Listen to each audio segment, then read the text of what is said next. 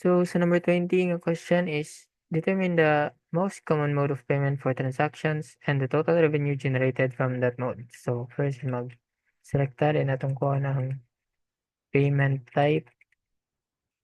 Then ato i-count ang transaction details. On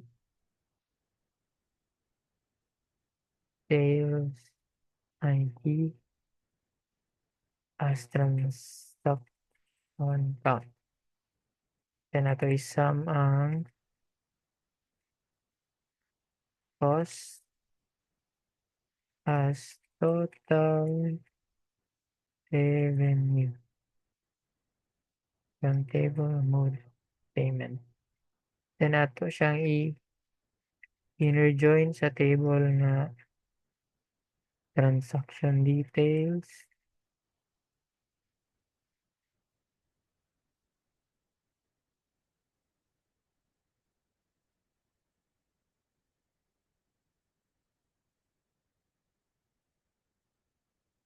Mode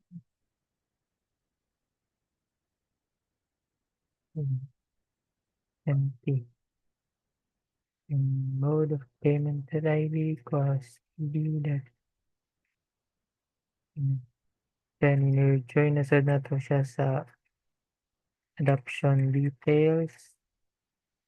One.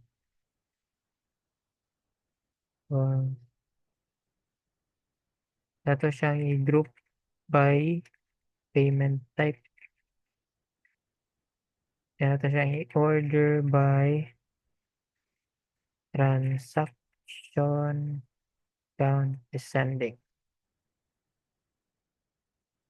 As you can see, kuha ng payment type, transaction count, and total revenue sa credit card is 7 ka transaction count.